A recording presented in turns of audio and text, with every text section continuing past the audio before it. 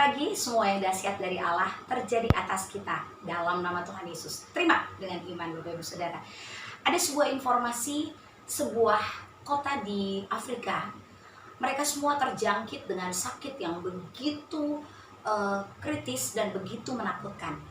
Banyak anak-anak yang sakit, banyak orang-orang tua yang sakit, banyak wanita-wanita yang juga mengalami sakit, begitupun dengan para pemimpin keluarga mereka, sampai akhirnya mereka juga harus mengalami banyak kehilangan anggota keluarga mereka, yang artinya sakit itu membuat kematian hampir di seluruh daerah di Afrika.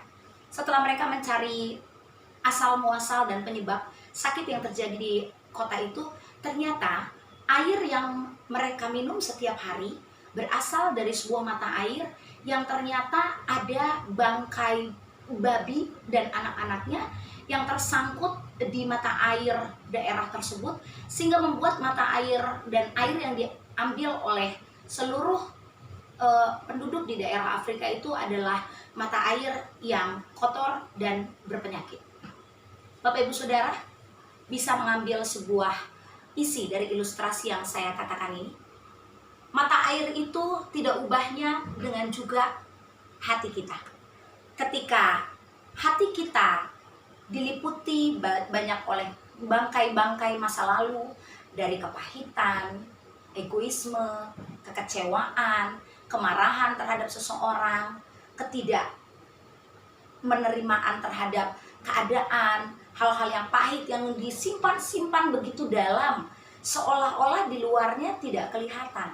Tapi karena pada hati kita masih ada sesuatu yang tidak diselesaikan, bahkan sampai suatu ketika itu akan membuat sebuah akibat kita tidak bisa menjadi orang yang melakukan firman.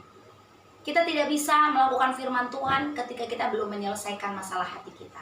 Kita harus belajar untuk membongkar dan mengakui seluruh keberadaan diri kita di hadapan Tuhan dan berkata, Roh Kudus, aku belum selesai dengan yang satu itu dan aku mau menyelesaikannya bersama dengan Tuhan.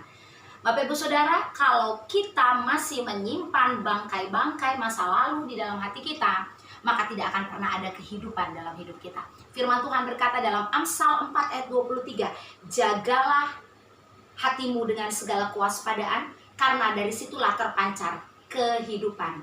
Kehidupan bukan bicara soal harta yang banyak, bukan bicara soal jabatan yang hebat, tapi kehidupan bicara tentang hati yang bersih dari semua bangkai-bangkai masa lalu yang tersimpan di hatimu. Mari kita evaluasi hati kita hari ini.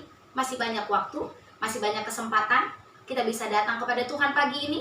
Jika Anda yang mendengarkan tayangan ini ada di depan handphone Anda, saat ini juga izinkan Anda untuk dilawat Roh Kudus dan membuka hati Anda supaya mata hati kita terbuka dan kita bisa memancarkan kehidupan dalam kehidupan kita. Tuhan Yesus memberkati. God bless you.